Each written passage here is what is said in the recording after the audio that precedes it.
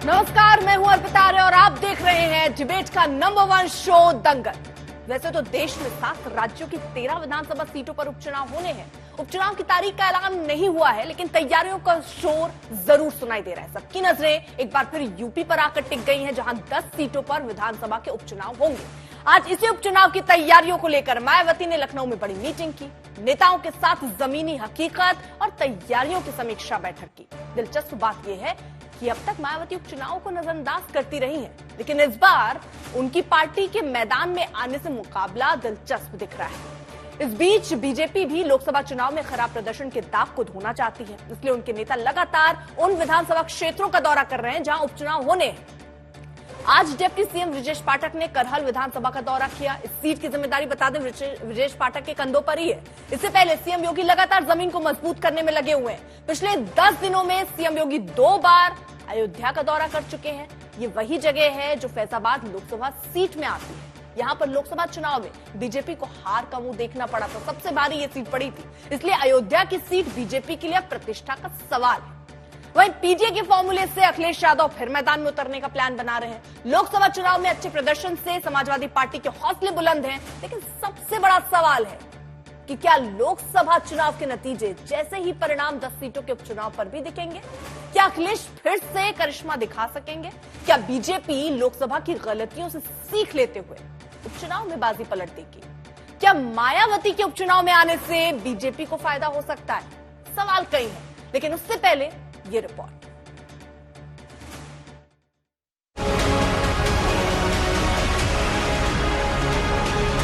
जहां से दिल्ली की सत्ता का गलियारा खुलता है, वहीं इस बार दंगल है। यूपी विधानसभा चुनाव के अखाड़े में सियासी पहलवानों का असली टेस्ट होना है। इसी टेस्ट की तैयारियों की झलक आज बीएसपी की मीटिंग में देखने को मिली, जब मायावती ने लखनऊ में यूपी प्रदेश पदाधिकारी, जोनल प्रभारी और जिला अध्यक्षों के साथ उपचुनाव के सीटों को लेकर चर्चा की। खास बात यह है कि उपचुनाव से हमेशा कन्नी काटने वाली मायावती ने इस बार उपचुनाव में उतरने का प्लान बना लिया है। बड़ी बैठक बहुजन समाज पार्टी की मानी जा रही है और तस्वीरों में आप देख रहे हैं किस तरह से मायावती यहां पर पहुंची हुई हैं और उपचुनाव के दृष्टिगत ये बैठक काफी अहम, क्योंकि पहली बार ऐसा हो रहा है जब मायावती उपचुनाव में उतरने वाली है। और इतना ही नहीं बल्कि आरक्षण में वर्गीकरण के मुद्दे को लेकर भी मायावती काफी प्रखर तरीके से लगातार प्रेस कॉन्फ्रेंसेस कर रही हैं। और उसके बाद मायावती की ये बैठक और उनके चेहरे पर एक मुस्कुराहट ये बता रही है कि वो फिलहाल आत्मविश्वास से लैस है। लेकिन एक बड़ा चैलेंज भी बहुजन समाज पार्टी के पास है, और वो चैलेंज ये है कि किस तरह से जो वोट शिफ्ट हुआ है, चाहे कांग्रेस में हुआ हो चाहे सपा में हुआ हो, उसको वापस कैसे हासिल किया जाए। और वर्गीकरण आरक्षण का जो मामला है, क्या उसको लेकर सफलता मिलेगी? खास बात यह है कि बीएसपी ने 10 सीटों में से 3 सीटों पर उम्मीदवारों पर मुहर लगा दी है। यूपी के जिन विधानसभा की 10 सीटों पर उपचुनाव होने हैं, उनमें फूलपुर, खैर, गाजियाबाद, मझवा, मीरापुर, मिल्कीपुर, करहल, कटेहरी और कुंदरकी है, जहां के विधायक इस बार लोकसभा चुनाव जीतकर सांसद बन गए। वहीं 10वीं सीट सीसामऊ समाजवादी पार्टी के विधायक इरफान सोलंकी की आपराधिक मुकदमे में सदस्यता रद्द होने की वजह से खाली हुई है। बीएसपी ने चुनावी तैयारियों का एक्सलेटर भले ही बढ़ा दिया है, लेकिन बीजेपी भी ताल ठोक रही है। बसपा पहले भी उपचुनाव लड़ी है, सैनी बीच के कालखंड में उन्होंने नहीं लड़ा था। पहले भी उनका उपचुनाव लड़ती थी, तो अभी लोकसभा में भी लड़ी थी, तो उनका तो अपना पार्टी का वो है, अपने पार्टी का कैंडिडेट लड़ाए, उससे कोई फर्क नहीं पड़ता है। भाजपा सीट जीतेगी, ये मैं जानता हूँ। बीजेपी की तैयारी तो उसी वक्त शुरू हो गई थी जब लोकसभा चुनाव में बीजेपी को झटका लगा था। 2019 लोकसभा चुनाव में यूपी की 80 सीटों में से 64 सीटों पर जीत दर्ज करने वाली बीजेपी को 2024 लोकसभा चुनाव में सिर्फ 33 सीटें ही मिल सकी। इसी खराब प्रदर्शन को देखते हुए बीजेपी में जुबानी जंग भी शुरू हो गई। किसी ने पार्टी को सर्वोच्च बताया तो किसी ने योगी सरकार के लिए बैटिंग की। हालांकि इस द्वंद्व के बीच सीएम योगी ने यूपी में 10 सीटों पर होने वाले विधानसभा उपचुनाव के लिए खुद कमान संभाल ली। जिन विधानसभा में उपचुनाव होना है, वहां के सभी मंडल स्तर के पदाधिकारियों से अलग अलग सीएम योगी ने मीटिंग की। चुनावी विधानसभा क्षेत्र अंबेडकर नगर और अयोध्या के दौरे सीएम योगी कर चुके हैं। पिछले 10 दिन में 2 बार योगी अयोध्या गए और 1 बार अंबेडकर नगर गए। करहल की जिम्मेदारी डिप्टी सीएम ब्रजेश पाठक को मिली है, जहां आज उन्होंने रणनीति बनाई। करहल विधानसभा सीट अखिलेश यादव के इस्तीफे के बाद खाली हुई है। इससे पहले शनिवार को सीएम योगी आदित्यनाथ ने मिल्कीपुर विधानसभा सीट पर एक कार्यक्रम में हिस्सा लिया। बीजेपी उपचुनाव होने वाले सभी 10 विधानसभा क्षेत्रों की प्रभारी मंत्री बना चुकी है। यूपी लोकसभा में शानदार प्रदर्शन के बाद अखिलेश यादव के हौसले बुलंद हैं। लोकसभा चुनाव में 80 सीट वाले उत्तर प्रदेश में समाजवादी पार्टी को 37 सीटें मिली हैं। इसलिए अखिलेश यादव ने उपचुनाव को लेकर पूरी ताकत झोंक दी है। अखिलेश यादव हर हफ्ते बैठक ले रहे हैं। फैजाबाद लोकसभा सीट जीतने वाले अवधेश प्रसाद के बेटे का टिकट मिल्कीपुर से करीब करीब पक्का माना जा रहा है। वहीं अंबेडकर नगर में लालजी वर्मा की बेटी को समाजवादी पार्टी की टिकट मिलने के कयास लगाए जा रहे हैं। करहल को लेकर अखिलेश के भतीजे तेज प्रताप यादव का नाम सबसे आगे चल रहा है। वहीं कांग्रेस के साथ गठबंधन में ही समाजवादी पार्टी उपचुनाव में उतरेगी। सूत्रों के मुताबिक 10 सीटों में से कांग्रेस 4-5 सीट की डिमांड कर रही है, जबकि सूत्रों के मुताबिक समाजवादी पार्टी कांग्रेस को 2 सीटें ही देने का प्लान बना रही है, जिसमें गाजियाबाद और मिर्जापुर शामिल है। हालांकि आखिरी मोहर राष्ट्रीय नेतृत्व का फैसला होगा। 10 की 10 जीतेंगे, डंके की चोट पर 10 जीतेंगे। शेयरिंग को लेकर कुछ फॉर्मूला लड़ेंगे, मिलकर लड़ने वाले हैं। डंके की चोट पर 10 जीतेंगे और पूरा का पूरा पक्ष में हमारे माहौल है। पूरे प्रदेश में आम जनता ऊब चुकी है, महंगाई से, बेरोजगारी से, इनके बड़े बड़े दिखावे से ऊब चुकी है जनता। देखिए, ये फैसला तो राष्ट्रीय नेतृत्व को करना है, आदरणीय अखिलेश यादव जी को करना है और कांग्रेस के राष्ट्रीय नेतृत्व को करना है। लेकिन जो कांग्रेस की उत्तर प्रदेश में स्थिति है, जहां वो जीत सकते हैं, जहां हमारे समर्थन से, हमारे संगठन के दम पे जीत सकते हैं, उन जगहों पे उनको जरूर सीट दी जाएगी। ये आदरणीय अखिलेश यादव जी पहले भी कह चुके हैं। यूपी की 10 सीटों पर विधानसभा उपचुनाव में मायावती की पार्टी बीएसपी के उतरने से मुकाबला दिलचस्प हो गया है। जो दलित वोटर लोकसभा चुनाव में समाजवादी पार्टी और कांग्रेस की तरफ चले गए थे, उनके मायावती के साथ आने पर समीकरण बदल सकते हैं और इसका फायदा बीजेपी को मिल सकता है। अब मायावती उपचुनाव में पार्टी को उतार रही हैं। बाहर आए नेताओं की माने तो सोनभद्र और फूलपुर में लगभग तय हो गया है प्रत्याशी का नाम। हालांकि पार्टी अभी सामने नहीं ला रही है, लेकिन एक बात साफ है कि एक तरफ मुख्यमंत्री योगी आदित्यनाथ अंबेडकर नगर अयोध्या के दौरे कर रहे हैं, सपा अध्यक्ष अखिलेश यादव उम्मीदवारों के नाम फाइनल कर रहे हैं, तो वहीं मायावती बैक टू बैक इस तरह की बैठकें लेकर तारीखों के ऐलान से पहले सभी दल जमीन पर अपनी जमीन मजबूत करते नजर आ रहे हैं। कैमरामैन रोहित के साथ समर्थ श्रीवास्तव, लखनऊ आज तक।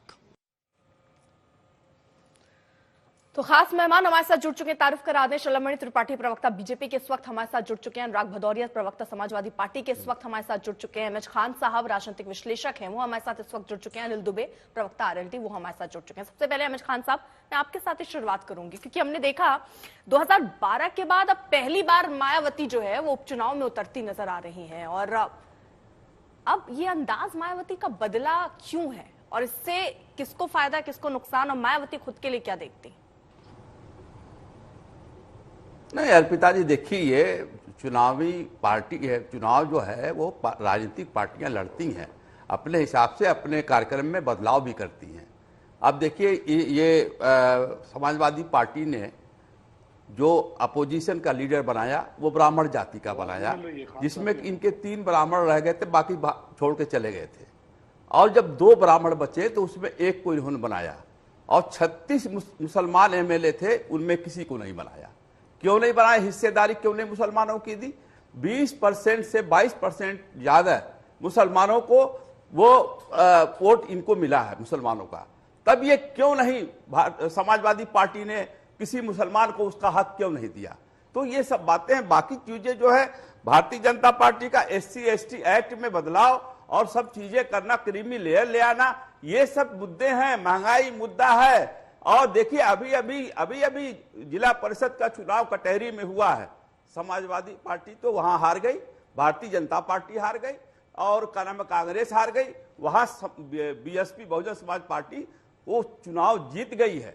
तो ये कैसे कह सकते हैं आपकी बहुजन समाज पार्टी पीछे रहेगी?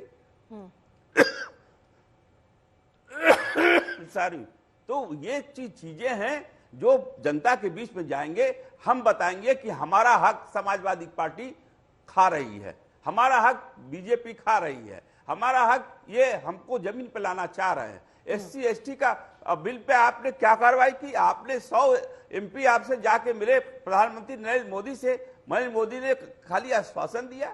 आश्वासन से क्या होता है? ये नहीं कहा कि हाँ हम बिल ला करके इसको ठीक करेंगे। ठीक है, तो ये SC ST के बिल के ऊपर बहुत बड़ा प्रहार है, ये जनता समझ रही है। तो ये महंगाई भी चरम सीमा पर बढ़ी हुई है। तो इसके बाद मायावती जी अगर मैदान में उतरती हैं तो मायावती जी की सीटें बढ़ेंगी और अच्छी तादाद में बढ़ेंगी। ठीक है, जब अगर उनकी सीटें बढ़ रही है जैसा आप क्लेम कर रहे हैं, दावा कर रहे हैं अनुराग भदौरिया साहब, तो फिर ये झटका किसके लिए है? यानी कहां डेंट दे जाएंगी मायावती? देखिए, वो सही कह रहे हैं BSP के प्रवक्ता कि जनता सब समझ रही है। जनता तो समझती है, तभी तो जनता ने 37 सीटें लोकसभा में समाजवादी पार्टी को दी है और भारतीय जनता पार्टी को 33 सीटें दी हैं। तो आप समझ सकते हैं दूसरी पार्टी को तो कुछ मिला नहीं है। अब सवाल है कि जब चुनाव, यहाँ उपचुनाव होने जा रहा है, तो उपचुनाव तो मुद्दों पे होगा ना। अब उत्तर प्रदेश के अंदर में जब थानेदार आलू की रिश्वत लेने लगे, जब पैसा नहीं मिला तो आलू दे दो, आलू की रिश्वत अगर चलने लग जाएगी तब सोचो क्या होगा। जब उत्तर प्रदेश के अंदर में जिस तरह से आपने देखा कि बांग्लादेशी बता के आप उसको पीटने लग जाओगे, गाजियाबाद में जो घटना आई सामने, और आप दे लठ मारने लग जाओगे, तो इसके मतलब कानून व्यवस्था नाम की कोई चीज तो उत्तर प्रदेश के अंदर है नहीं।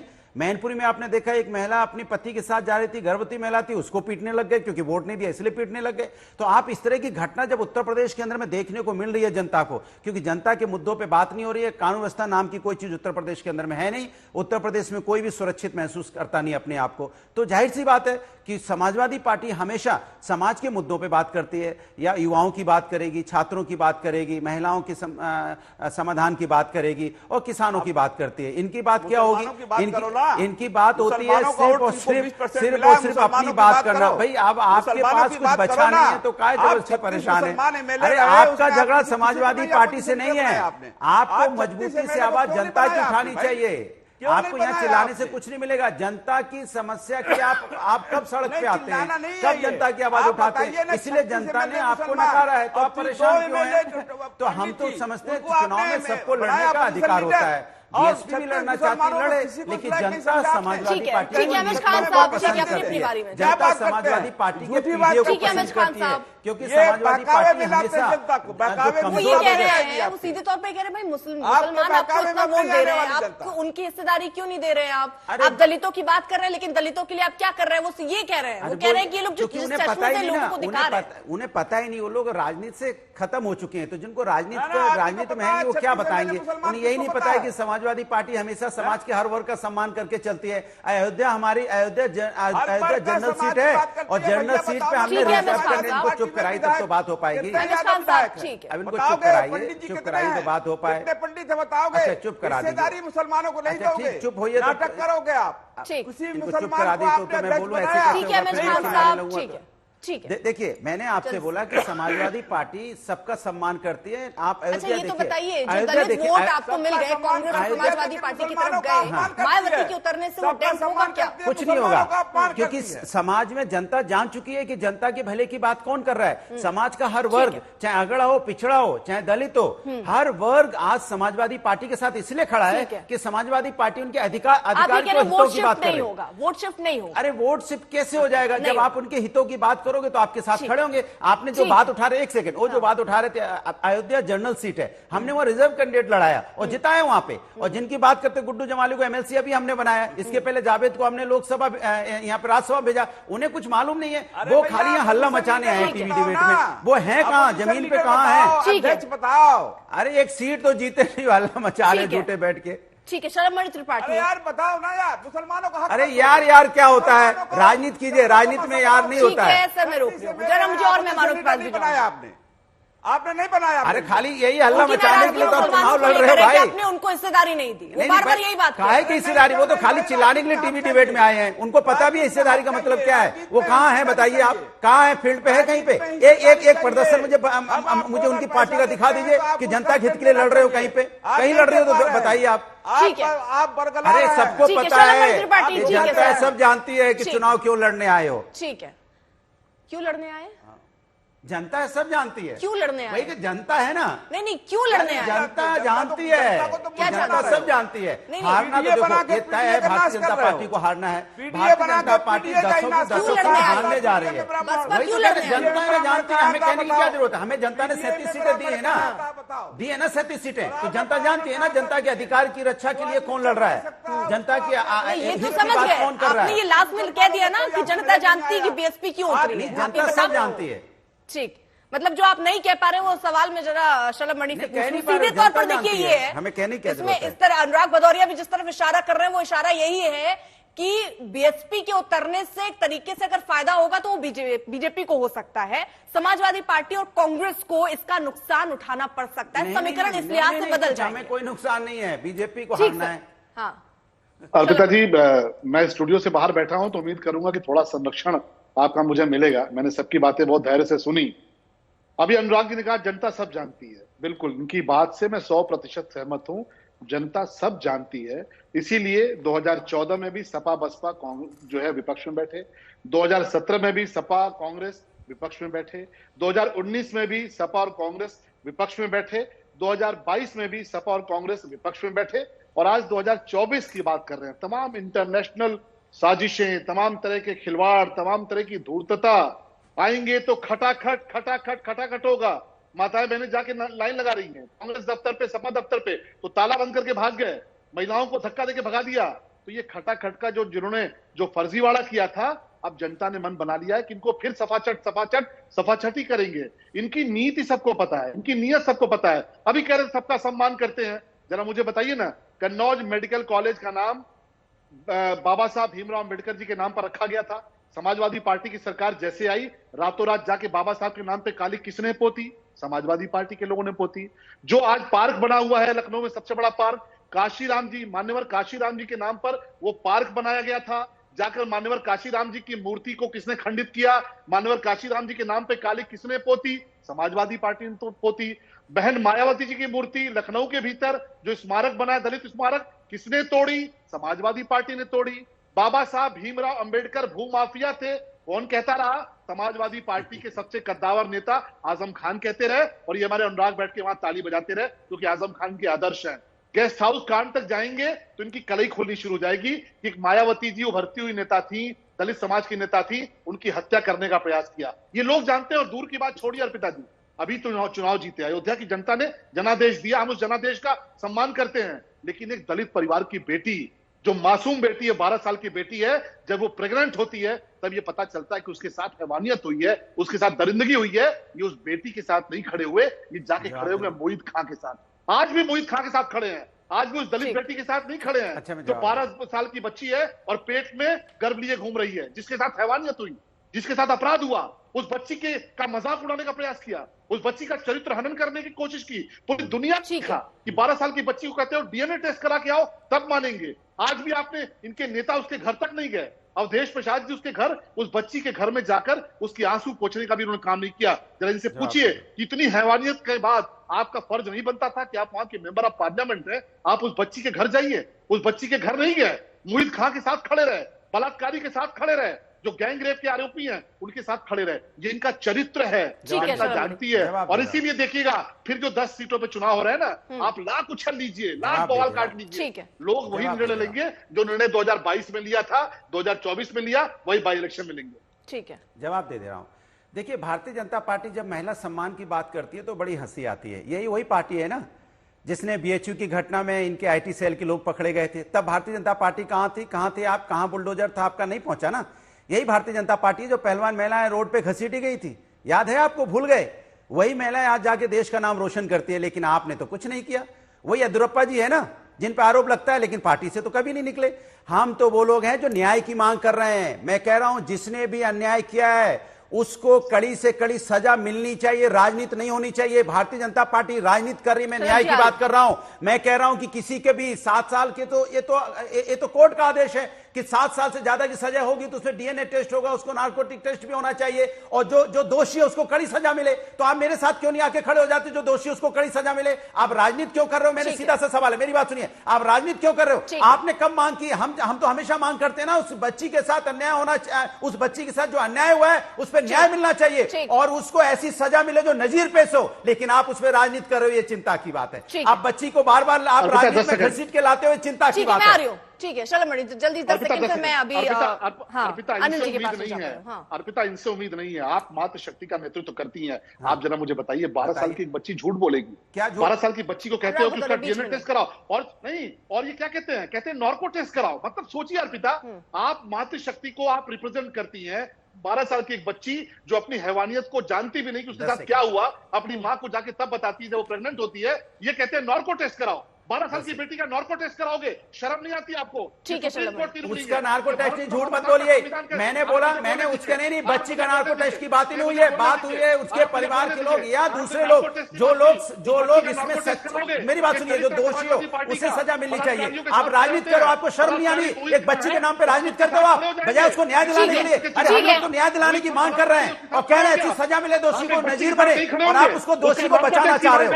आप इसके मतलब दोषी को बचाना चाहते हो, आप राजनीति करते हो। एक मिनट, ये चर्चा आप राजनीति कर रहे हो, ये शर्म की बात है। मैंने चुनाव आ गया तो राजनीति करने लगे, बच्चे के नाम पर राजनीति कर रहे हो। आपके पास कोई मुद्दा नहीं बचा दूसरा, आपका कोई मुद्दा नहीं बचा। आप नहीं, आप दूसरे मुद्दों को उठाना नहीं चाहते हो, आप चाहते हो इस मुद्दे को उठा के राजनीति करना चाहते हो। ये आपकी मानसिकता है, इस मानसिकता पे मुझे तरस आता है। मेरा एक सवाल शलभ मणि, क्योंकि मैं फिर से चर्चा पे लौटती हूं कि बच्ची के नाम पर राजनीति कर रहे हैं। नहीं, शर्म आनी चाहिए अनुराग भदौरिया, बच्ची के नाम पर राजनीति कर रहे हो। अनुराग भदौरिया, शलभ मणि से मेरा सवाल, शलभ मणि, ठीक है, शलभ मणि त्रिपाठी, मैं एक चीज आपसे समझना चाह रही हूँ, फिर इस तरह मैं चर्चा पे आपको एक बार जोड़ लूं। मैं यहाँ पर ये चीज समझना चाह रही हूँ कि असली लड़ाई आखिरकार है किसके बीच? ये आपकी लड़ाई कांग्रेस के साथ है, आपकी लड़ाई समाजवादी पार्टी के साथ है, आपकी लड़ाई बीएसपी के साथ है, या आप अंदर ही अंदर लड़ रहे हैं? क्योंकि केशव प्रसाद मौर्य भी कहीं नजर नहीं आ रहे, ब्रजेश जी को जरूर जिम्मेदारी दी गई, लेकिन ये लड़ाई आपस की तो नहीं है जो भारी पड़ गई पहले भी और इस बार भी कहीं ऐसा ही कुछ देखने मिले? अर्पिता जी, अभी कल ही मैं खबर देख रहा था तो कुछ जगहों पे चल रहा था कि टीम 30 बनी है, उस टीम 30 में डिप्टी सीएम नहीं है। आज अभी आपने बुलेटिन पढ़ा तो आपने केशव जी का भी नाम लिया, आपने ब्रजेश पाठक जी का भी नाम लिया कि उनकी ड्यूटी लगी है। ठीक है, लोगों को भ्रम में रहने दीजिए, हमारी लड़ाई किसी से नहीं है। देखिए, लोग समझ गए। अयोध्या की घटना के बाद मैं कहता तो अवधेश प्रसाद को यह मौका नहीं मिला कि उस बेटी के जाके आंसू पोंछ के आए। वो मेंबर ऑफ पार्लियामेंट है अर्पिता। 12 साल की बेटी का नॉर्को टेस्ट आप कराएंगे? इनके नेता शिवपाल यादव कहते हैं कि नॉर्को होना चाहिए। ये समाजवादी पार्टी का चरित्र है, लोग समझ चुके हैं और इसमें कोई लड़ाई नहीं है। ये लाख उछल रहे। देखो, स्टूडियो में बैठकर डिस्टर्ब मत करो। अनुराग, मैं दूर से बैठा हूं, इसका फायदा मत लीजिए। अर्पिता, आपको देखना चाहिए, ये नॉर्को टेस्ट कराएंगे। ये कहते हैं 12 साल की बच्ची को कहते हैं डीएनए टेस्ट पहले हो, उसके बाद हम मानेंगे। सुप्रीम कोर्ट ने कहा एक बच्ची कह रही है, जो नाबालिग बच्ची है, वो कह रही है वो झूठ बोलेगी। आप उस पर सवाल खड़े करते हो क्योंकि मोहित खां बात कर रही है। ठीक है, शलभ मणि त्रिपाठी, मैं एक जवाब मैं अनिल जी से लेना चाहूंगी। अभी तक मैं चर्चा में उनको जोड़ नहीं पाई हूं। अनिल जी, क्योंकि देखिए अब सामने उपचुनाव हैं और ऐसे में ये भी खबरें आ रही हैं कि आरएलडी जो है वो कई सीटों की मांग कर रही है। आपकी मांग कितनी सीटों की, कुछ सहमति बन पाई? देखिए अर्पिता जी, राष्ट्रीय लोकदल 10 सीटों पर तैयारी कर रहा है, 10 और राष्ट्रीय लोकदल एनडीए का पार्ट है। 10 पे तैयारी है। एनडीए जो भी 10 उम्मीदवार लड़ेंगे, एनडीए के 10 उम्मीदवार को हम लड़ाने का काम करेंगे। कौन सी सीट पर कौन लड़ेगा, मैं समझता हूं कि सलभ जी भी बैठे हैं, अभी हमारे नेतृत्व की और भारतीय जनता पार्टी के नेतृत्व की सीटों के बंटवारे को लेकर के कोई बैठक नहीं हुई है। हमारे राष्ट्रीय अध्यक्ष जब हमें बता देंगे तो हम आपके बीच में शेयर कर देंगे कि कौन कहां पर लड़ेगा। लेकिन इतना तय है कि 10 सीट को एनडीए के उम्मीदवार जो लड़ेंगे उसको राष्ट्रीय लोकदल लड़ाने का काम करेगा। उन 10 सीट को हम जिताने का काम करेंगे। क्योंकि इंडिया गठबंधन ने जो लोकसभा के चुनाव में मतलब अपना जिन मुद्दों को लेकर के ये गए, अपना पराया नहीं, कुछ नहीं है। बिल्कुल, बीजेपी के 10 भी 10 अपने में अगर कैंडिडेट उतरते हैं और एक भी आरएलडी अगर नहीं, उसको एक भी कैंडिडेट यहाँ आपको नहीं मिलता आपके सिंबल पे, तो चलेगा आपको?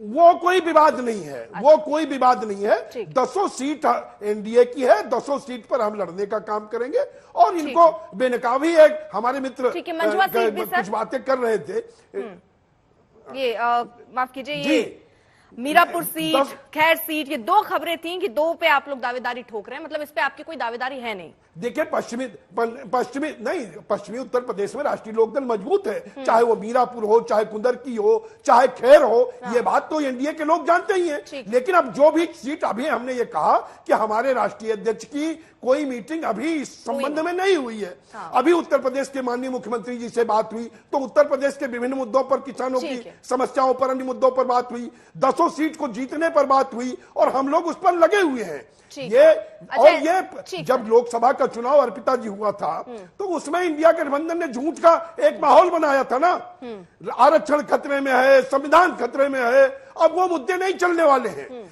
उपचुनाव में इनको पता चलेगा कि जो ये कांच की हांडी एक बार चढ़ा ली थी, अब वो नहीं चढ़ने वाली है। ठीक है सर, ठीक है। अनुराग जी, मैं आपसे समझना चाह रही हूँ, आपके क्या सहमति बनी, क्योंकि कांग्रेस पार्टी 4 से 5 सीट चाह रही है, खबरें यही है कि समाजवादी पार्टी 2 ही ऑफर कर पाएगी। देखिए, ये हमारा इंडिया गठबंधन का आपस की बात है। वो हम अपनी समस्या का, वो कोई समस्या नहीं है, वो तो आपस में सीट की शेयरिंग है। वो लास्ट मोमेंट पे आपको पता चल जाएगा, जैसे पिछली बार भी हमने किया था।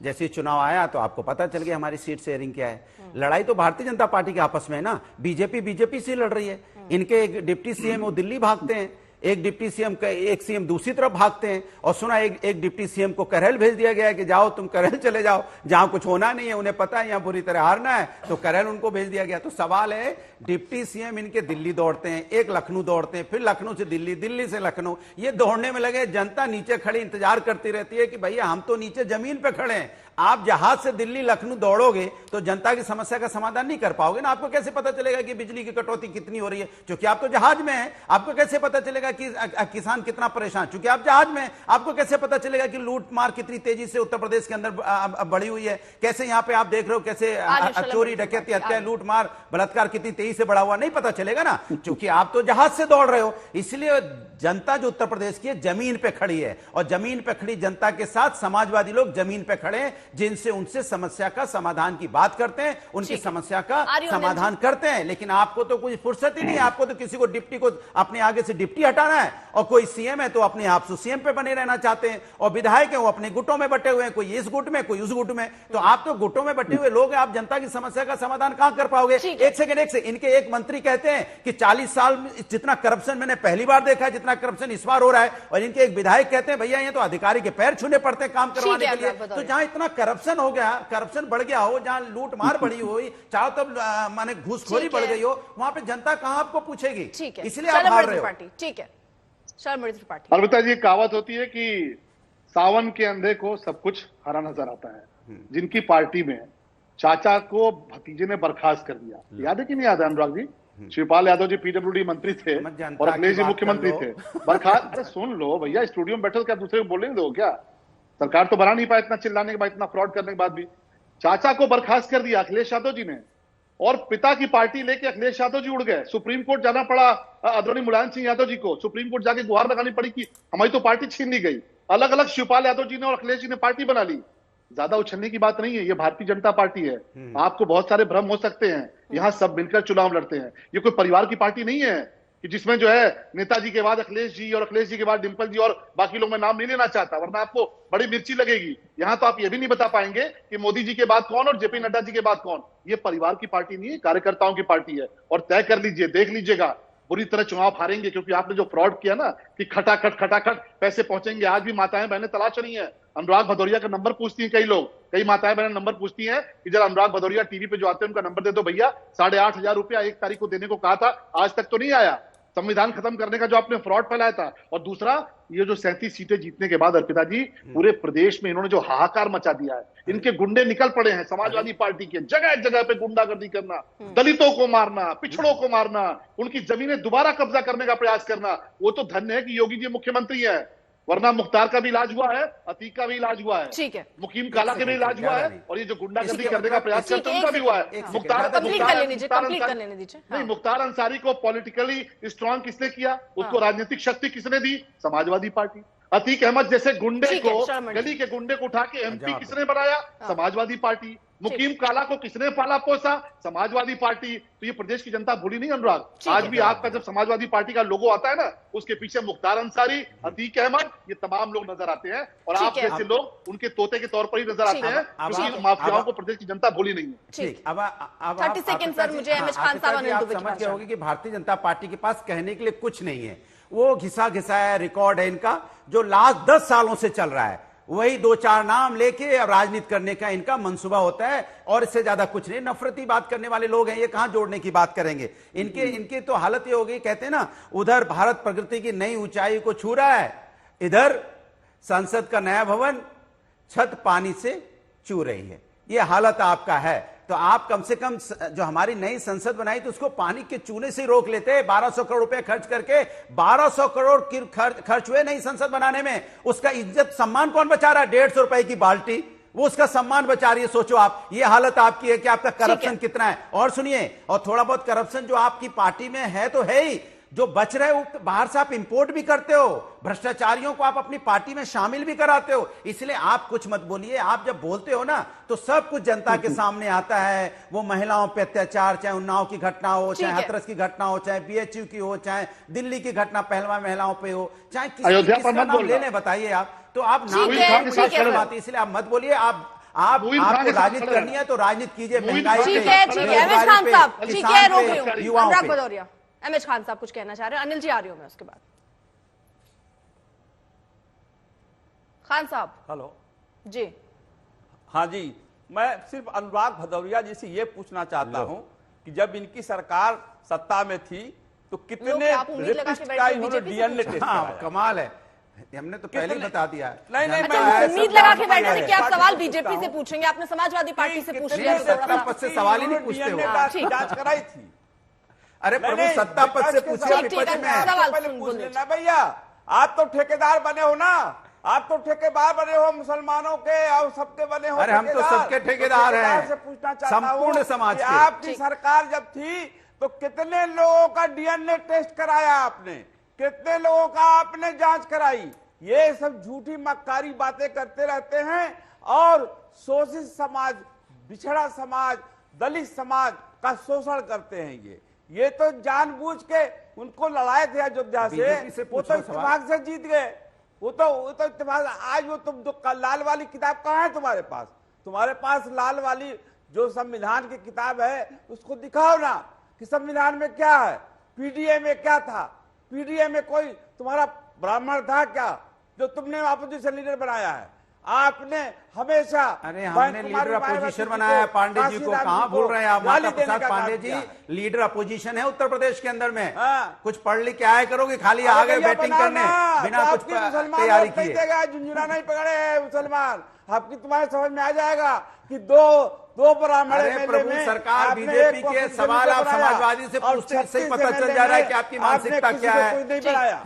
36 एमएलए मुसलमान, उनको झुंझुना पकड़ा दिया आपने कि लो तुम झुंझुना हिलाओ। अच्छा, खान साहब की सुई देखिए बार बार वहीं अटकी हुई है। उनके पहले में भी वही सवाल था कि आपने मुस्लिमों के इतने वोट लिए, उनका हमदर्द बन के, लेकिन उनको उतनी भागीदारी आप नहीं दे रहे। सीधे तौर पर वो यही कह रहे हैं। इसका जवाब छोटा सा दीजिएगा, क्योंकि उनकी सुई वहीं अटकी। इसका जवाब इसलिए अटकी, इधर उधर मत घुमाइए। सीधा से बताया, समाजवादी पीडीए मतलब समझते हैं खान साहब? नहीं समझते होंगे आप। अब नहीं समझते हो तो हम कुछ कर नहीं सकते। हम पीडीए को लेके आगे बढ़ रहे हैं। पिछड़ा, दलित, अल्पसंख्यक, अगड़ा और पिछड़ा अगड़े, हम सब पूरे संपूर्ण समाज को जो वंचित है, जो कमजोर है, उससे समाज की सामाजिक न्याय की बात कर रहे हैं, समाज के मुख्यधारा में लाने की बात कर रहे हैं। इसीलिए हम आगे, जनता हम पे यकीन कर रही है, हम सभी वर्गों का सम्मान करते हैं। इसलिए हमने बोला कि हमने लीडर अपोजिशन माता प्रसाद पांडे जी हैं। आप भूल रहे हो। वो कह रहे पी से पिछड़ा नहीं है, पी से पंडित है। जो आप कह कुछ और रहे हैं, कर कुछ और रहे हैं। वो ये कह रहे हैं कि पी से आपका वो दिखता है कि वो पिछड़ा नहीं है, वो पंडित। हाँ, वो दरअसल में उनको कुछ आए बाएं साएं बोलना है तो क्या कर लें।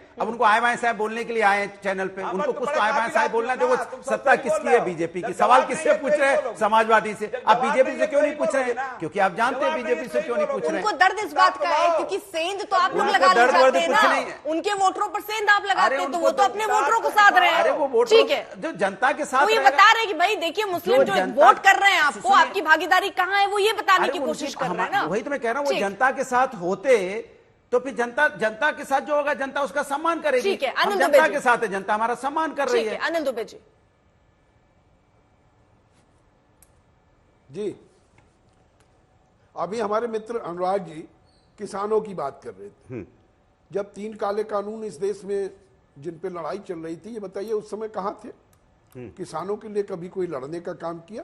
किसानों के लिए लड़ाई तो जो है राष्ट्रीय लोकदल ने लड़ी। राष्ट्रीय लोकदल की नेता माननीय जयंत चौधरी जी लड़ी। रेप केस पर कह रहे हैं, डीएनए की बात कर रहे हैं कि ये कानून में लिखा है कि 7 साल से ऊपर की सजा पे डीएनए की बात। कानून में ये भी तो लिखा है कि रेप पीड़िता का जो बयान है वही माना जाएगा, वही अंतिम बयान माना जाएगा। तो इस तरह की बात आप या तो करो तो सभी के लिए करो, इस तरह की बात आपको शोभा नहीं देती है। आपके मुंह से किसानों की बात शोभा नहीं देती, ठीक है, आपके मुंह से मुझे एक सवाल शोभा नहीं बस एक देती। सेकंड, इसी का जवाब है। और आपका कभी इतनी किसानों के लिए कोई चिंता आपको संघर्ष रहा किसान हो, की हो रही है, आपने किसान कभी के लिए काला कानून बनाने वाली चलो, भारतीय बड़ी जनता पार्टी पार्टी, और जिसकी वजह से किसानों की मौतें हुई और आप जाके उन्हीं की गोदी में बैठ गए और मुझे कानून सिखा रहे हो, वो किसान आपको माफ करेंगे क्या? जिनकी वजह नहीं, जिन्होंने काला कानून बनाया, जिनके लिए किसान लड़े, जिनके रास्ते में कील कांटे बिछाए गए, किसान को खालिस्तानी पाकिस्तानी पता नहीं क्या क्या बोला गया, और किसान और उसी पार्टी के साथ आप जाके मिल गए और हमें ज्ञान दे रहे हो आप। हम तो किसान के साथ आप तब भी खड़े थे, आज भी खड़े हैं, लेकिन आप बदल गए, आप सत्ता की मलाई खाने चले गए, इसीलिए आपको हरा दिया किसानों ने, आपको हराया ना, आपको भी हराया पश्चिम में किसानों ने, तो किसानों का सम्मान आपने नहीं किया, इसलिए किसानों का सम्मान कीजिए। और जब चौधरी साहब को सम्मान दिया गया तो आप उस पर भी आपने राजनीति की थी। आप जो चौधरी साहब का सम्मान ही नहीं किसानों का साथ छोड़ के आपके मुंह से किसानों की बात शोभा नहीं। ठीक है, ठीक है, अनिल जी रोक रही हूँ मैं जरा, अनुराग भदौरिया को भी एक मिनट। शरद त्रिपाठी, मुझे एक सीधा सा ये समझाइए, क्योंकि देख रहे हैं जिस तरह से सीएम लगातार बैठकों पर बैठकें कर रहे हैं, ये दिख रहा है कि अपने हाथों में उन्होंने इस पूरे उपचुनाव को संभाला है, ले लिया एक तरीके से। क्या हार जीत का सीधा असर यहीं पर पड़ेगा? मतलब क्या योगी आदित्यनाथ, मंत्रिमंडल, क्या सीधा असर हार से कुछ जिम्मेदारियां आगे तय होंगी? नहीं अर्पिता जी, देखिए कोई भी राजनीतिक दल का कार्यकर्ता हो, चाहे वो भाजपा हो, सपा हो, कांग्रेस हो, कोई भी हो, आरएलडी हो, हर कार्यकर्ता की जिम्मेदारी है कि जो चुनाव आते हैं वो एक इम्तिहान की तरह होते हैं और कार्यकर्ता उसको इम्तिहान के तौर पर लेता है, उसमें अपनी मेहनत करता है। हर कार्यकर्ता, हम सब भी मेहनत करेंगे, हम सब भी लगेंगे, हम सब भी प्रयास करेंगे कि हमारी विचारधारा की जीत हो। निश्चित तौर पर उत्तर प्रदेश में मुख्यमंत्री योगी जी लगातार काम कर रहे हैं, किसको नहीं पता है। मैं अगर चर्चा करना शुरू करूंगा, कितने एयरपोर्ट थे उत्तर प्रदेश में, आप जरा मुझे बता दीजिए, कितने एक्सप्रेसवे थे उत्तर प्रदेश में, जरा बता दीजिए। लोग कहते थे कि जहां से अंधेरा शुरू होता है वहां से उत्तर प्रदेश शुरू होता है समाजवादी पार्टी की सरकार में। हमें याद आता है रोड रेस की घटनाएं होती थी बुलंदशहर में, मां के साथ और बेटी के साथ रेप हुआ, कौन भूल सकता है। लेकिन वो जो रेप के आरोपी थे, जो रेप के गुंडे थे, वो मारे गए योगी जी की सरकार में, उनका एनकाउंटर हुआ। तो ये तो सबको पता है कि उत्तर प्रदेश में इंफ्रास्ट्रक्चर हो। आज जेवर एयरपोर्ट बनने जा रहा है, आज हम लोग देवरिया से निकलते हैं, गोरखपुर जाते हैं, वहां से फ्लाइट ले लेते हैं, दिल्ली और लखनऊ की तमाम जगहों की, मुंबई की फ्लाइट ले लेते हैं, कोलकाता की फ्लाइट ले लेते हैं। छोटे छोटे शहरों में तमाम सारे काम हुए हैं। आप प्रयागराज को देख लीजिए, प्रयागराज में इन्होंने किसको कुंभ कराने का मौका दिया? जब प्रयागराज में कुंभ का अवसर आया तो इन्होंने आजम खान को दे दिया, स्टैम्पीड हुआ, सैकड़ों की संख्या में लोग हताहत हुए। आज उसी कुंभ की चर्चा पूरी दुनिया करती है, लोग उसमें आना चाहते हैं। तो उत्तर प्रदेश का जिस प्रकार से विकास हुआ है माननीय मोदी जी के नेतृत्व में, माननीय योगी जी के नेतृत्व में, निश्चित जो भी हुआ, आप जितने विकास की योजनाएं गिना रहे हैं, जनता ने तो जवाब दिया ना, 64 से आप 33 रह गए। बहुत अच्छा सवाल अर्पिता जी। हम अगर खराब होते ना तो इनकी तरह 5 सीट हो गए होते। ये जो बगल में बैठे हैं ना आपके, ये इनोवा पार्टी में तब्दील हो गए थे, आपको याद है कि नहीं याद है? वो भी खानदान के 5 लोग गए थे और बाद में बाई इलेक्शन हुआ तो आजमगढ़ भी हार गए, इनोवा पार्टी से ई रिक्शा पार्टी में तब्दील हो गए। हम आज भी 33 नहीं बोलिए, सुनने दी, सुनिए, आज भी हम 33 सीटों पे खड़े हैं और इसलिए खड़े हैं क्योंकि इन्होंने जो भ्रम फैलाया था। मैं फिर पूछता हूं, इनसे पूछिए ना, 1 तारीख को पैसा आने वाला था ना खटाखट वाला, कहां चला गया? जनता ढूंढ तो रही है समाजवादी पार्टी के नेताओं को, कांग्रेस के नेताओं को। आज भी हम मजबूती के साथ खड़े हैं और ठीक है, बाई इलेक्शन गोरखपुर भी हम हारे थे अर्पिता जी, तब भी आप सवाल पूछती थी कि ये तो योगी जी के क्षेत्र में बाई इलेक्शन हार गए, लेकिन उसके बाद से 19 का चुनाव भी जीते, 24 का भी चुनाव जीते। कई बार एक कदम पीछे हटना होता है एक बड़ी जीत के लिए। और आप देखिएगा उत्तर प्रदेश की जनता नीयत जानती है कि भारतीय जनता पार्टी की सरकार की, चाहे मोदी जी और योगी जी की नीयत क्या है। और ये जो बगल में बैठे हैं ना, जो 12 साल की बच्ची के नौरकों की बात करते हैं, जो बच्ची गर्भवती हो गई रेप के बाद, गैंग रेप के बाद, उसके नौरकों की बात करने वाले लोग हैं ये, उसके डीएनए की बात करने वाले लोग हैं, जो कहते हैं कि बेटी झूठ बोल रही है। और अवधेश प्रसाद और समाजवादी पार्टी का नेता आज तक उसके आंसू पोंछने नहीं गया। आप जरा मुझे बताइए, हम लोग भरे कोई विरोधी विचारधारा का होता है, उसके यहाँ कोई दुखद घटना होती है, हम लोग जाते हैं क्योंकि विधायक हैं, हमारे क्षेत्र के व्यक्ति हैं, भले दूसरी विचारधारा के हैं, लेकिन अवधेश प्रसाद का घर 7 मिनट की दूरी पर है। उस दलित बेटी के घर पे आज तक नहीं गए। क्यों नहीं गए? ये इनकी नीयत है, क्योंकि मोईन खान जैसा जो गैंगरेप करने वाला बलात्कारी है, उसके साथ अगर कोई खड़ा हो सकता है तो समाजवादी पार्टी खड़ी हो सकती है। ये इनका चरित्र है। मुख्तार अंसारी जैसे गुंडे के साथ अगर कोई खड़ा हो सकता है, आंसू बहाता है, तो ये समाजवादी पार्टी है। अतीक अहमद के साथ कोई खड़ा हो सकता है तो समाजवादी पार्टी है। मुकीम काला के साथ कोई खड़ा हो सकता है, पार्टी। बस एक चीज जो मैं आपसे, मैंने शुरुआत में इसमें सवाल मेरा जो था वो, आप इधर वो जिम्मेदारी की तो बात आप कह रहे हैं, जिम्मेदारी लेते हुए क्या कोई फैसला भी उपचुनाव के बाद होगा? ऐसी कोई संभावना दिखती है क्या? क्योंकि इधर तो आप 64 से 33 पे रह गए, अब 10 उपचुनाव में जिस तरह ताकत झोंक दी गई है, प्रभारी बना दिए गए हैं, लगातार इस पर नजर है, तो क्या ये एक तरीके से वैसा टेस्ट है जिसमें पास या फेल ज्यादा बड़ी दिक्कत लेकर आ सकता है? आप बहुत सीनियर जर्नलिस्ट हैं, बहुत समझदार जर्नलिस्ट हैं। आप ऐसा सवाल पूछ रही है जो हवाओं में, जिसका कोई जवाब नहीं है। आप मुझे एक बात बताइए, चुनाव है तो क्या तैयारी नहीं करनी चाहिए? क्या बैठक नहीं करनी चाहिए? क्या मेहनत नहीं करनी चाहिए? अभी नहीं मेहनत करेंगे तो आप पूछेंगी कि भाई शलभ जी मेहनत क्यों नहीं हो रही है? तो ये तो मैंने कहा ना, हर राजनीतिक दल हो, चाहे अनुराग भदौरिया जी का राजनीतिक दल हो, चाहे हमारा दल हो, चाहे हमारे एमएच खान साहब का हो, किसी का भी हो, ये हर राजनीतिक कार्यकर्ता की जिम्मेदारी है। क्योंकि सर मुझे याद आता, देखिए मैं उदाहरण 2021 का गुजरात का दे देना चाह रही हूँ। हालांकि गुजरात और यूपी को कंपेयर नहीं कर सकते, लेकिन उस वक्त भी जब हार हुए तो किस तरह मुख्यमंत्री, पूरे मंत्रिमंडल सब बदला गया। तो क्या यहां पर भी जिम्मेदारी लेते हुए कुछ ऐसा होगा? मेरा सवाल इसी परिदृश्य पे था। नहीं, देखिए इस तरह के सवाल क्या और किंतु परंतु में मुझे नहीं लगता कहीं कोई इसका आधार है। बहुत तरह की चर्चा है, आपने पिछले 1 महीने में खबरें देखी होंगी, यहां तक फॉलो हो रहा था कौन सी गाड़ी कब पहुंची, कौन एयरपोर्ट पे पहुंचा, और बाद में सब कुछ झूठा निकला। आपने देखा सब कुछ फरेब निकला। आपने उसके बाद बैठक भी देखी, सारे हमारे माननीय मुख्यमंत्री जी, हमारे दोनों माननीय डिप्टी सीएम साथ में बैठ के रणनीति बना रहे हैं। तो ठीक है, जिनका चर्चा करना काम है चर्चा करें, उनको शुभकामनाएं। अनुराग भदौरिया की पार्टी को अगर इसी में आनंद आता है कि वो सोते हुए सपने देखें या खुली आंखों से सपने देखें कि ऐसा विवाद हो रहा है, तो होता रहा, क्योंकि क्या कार्य संस्कृति वैसी रही है। हम मिलकर लड़ेंगे, मिलकर जीतेंगे, और देखिएगा बड़ी जीत के साथ हम वापस आएंगे। घुमा फिरा के जब से बोल रहे हैं हिंदू मुसलमान के अलावा दूसरी बात नहीं कर रहे हैं। सुन लीजिए, हिंदू मुसलमान हम इंसान हैं तो है, इस बात पे कुछ लोग परेशान हैं तो हैं। अब हम क्या कर लें भाई, आप परेशान हो हिंदू मुसलमान की बात के अलावा कोई बात नहीं कर पा रहे। 33 सीटें आप आ गए, पता है क्यों? क्योंकि आपकी सरकार थी, आपने अपनी सरकारी तंत्र का दुरुपयोग किया। आपके साथ साथ जिससे हम बार बार सवाल उठाते हैं, ईवीएम मशीन पे फिर भी उठाएंगे। अगर आप सरकारी तंत्र का और चुनाव इस सब का अगर आपका मदद नहीं होती तो 3 सीटें भी नहीं आती आपकी, 33 तो छोड़ दीजिए। और सुनिए मेरी बात, हमें तो फक्र है, सुनिए, जमीन पे घर बनाया हमने, मगर जन्नत में रहते हैं। हम बहुत खुश नसीब हैं कि हम उत्तर प्रदेश में रहते हैं। आपको इस बात का फक्र हो ना हो, मुझे तो फक्र है कि मैं उत्तर प्रदेश का निवासी हूं। आप बार बार उसको हिंदू मुस्लिम की राजनीति में कन्वर्ट करना चाहते हो। उत्तर प्रदेश के अंदर में इंसान रहते हैं, जो इंसान को इंसान से प्यार करते हैं। आप उसको जाति धर्म में बांट के बार बार राजनीति गंदी राजनीति मत कीजिए। इंसान को इंसान से इंसान में इंसानियत रहने दीजिए। आप बार बार तोड़ने की बात कर रहे हो, हर बात में वही पहुंच जाते हो आप। हिंदू मुसलमान क्या बात कर रहे हो आप इंसानियत की बात नहीं जानते, इंसानियत की भाषा नहीं समझते। इसके मतलब आप हिंदुस्तान की संस्कृति संस्कार नहीं समझते, आप उत्तर प्रदेश की संस्कृति संस्कार नहीं समझते। इंसानियत का सम्मान होता है वहां पे, आप इंसानियत की बात करते नहीं करते हो, आप सिर्फ राजनीति की बात कर रहे हो। कौन इंसानियत की बात कर रहा है? कौन इसमें धर्म ला रहा है? कौन इसमें हिंदू मुस्लिम ला रहा है? और क्या इसी बुनियाद पर ही आगे ये उपचुनाव भी लड़े जा रहे हैं? क्या यही बुनियादी मुद्दे हैं, या बेरोजगारी, महंगाई वाले मुद्दे भी जनता के ऊपर हावी होंगे? और इस 10 सीटों पर क्या होंगे परिणाम, इस पर भी हमारी नजर आएगी।